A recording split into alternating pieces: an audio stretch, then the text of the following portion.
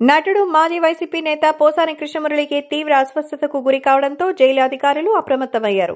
వెంటనే రాజంపేట ప్రభుత్వ వైద్యశాలకు పోసానిని తరలించి చికిత్స అందిస్తున్నారు.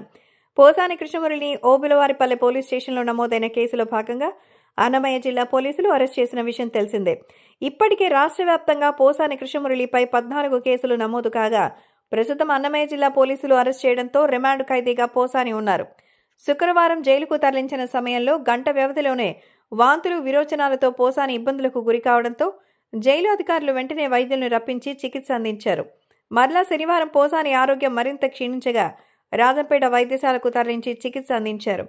ఛాతీలో నొప్పి రావడంతో ఈసీజీ తీసిన వైద్యులు కడప రిమ్స్ వైద్యశాలకు తరలించారని సూచించారు. దీంతో పోసానిని కడపకు తరలిస్తున్నట్టుగా సమాచారం.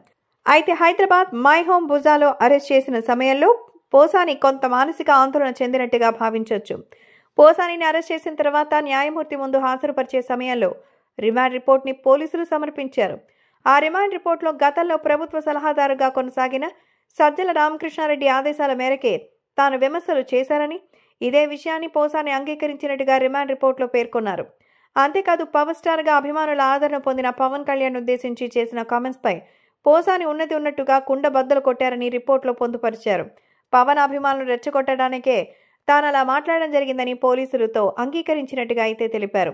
తన మాటల్ని సోషల్ మీడియాలో ప్రచారం చేసే బాధ్యత సజ్జల భార్గవరెడ్డి తీసుకున్నారని, అందుకే తాను అలా మాట్లాడాల్సి వచ్చిందని పోసాని చెప్పారట్టుగా రిమాండ్ రిపోర్టులో న్యాయస్థానానికి పోలీసులు అప్పగించారు. ఎవరైనా సరే మాట్లాడే సమయంలో నోరు అదుపులో పెట్టుకుని మాట్లాడాలని ఏపీ హోంమంత్రి వంగలపూడి అనిత అన్నారు. పోసాని అరెస్టు గురించి అనిత మాట్లాడుతూ పోసానిపై రాష్ట్ర వ్యాప్తంగా పలు కేసులు నమోదయ్యాయని, పోసానికి ఎవరు స్క్రిప్ట్ ఇచ్చినా అనుభవించేది మాత్రం పోసానే కదా అంటూ మంత్రి అన్నారు. రెడ్ బుక్ రాజ్యాంగం నడుస్తుందని వైసీపీ చేసిన ఆరోపణలపై మంత్రి సీరియస్ కామెంట్స్ చేశారు. రెడ్ బుక్ ప్రకారం మేము ముందుకెళ్తే వైసీపీ నేతలు రోడ్డుపై తిరగలేరని అనిత అన్నారు. కూటమిలో అంతర్యుద్ధం కామెంట్స్ చేసిన గోరంట్ల మాధవ్పై హోంమంత్రి ఆగ్రహం వ్యక్తం చేశారు. వైసీపీలో అంతర్యుద్ధంపై మాధవ్ దృష్టి సారించాలని, కూటమిలో అలాంటిదేమీ లేదన్నారు. నోటికొచ్చినట్టు మాట్లాడితే కుదరదని, ఇది వైసీపీ ప్రభుత్వం కాదు, ఎన్డీఏ ప్రభుత్వం అని అనిత హెచ్చరిక చేశారు. కాగా పోసాని బెయిల్ పిటిషన్పై సోమవారం విచారణ సాగనున్న నేపథ్యంలో బెయిల్ మంజూరైతే మరో కేసులో అరెస్ట్ చేయడానికి పోలీసులు సిద్ధమైనట్టుగా సమాచారం.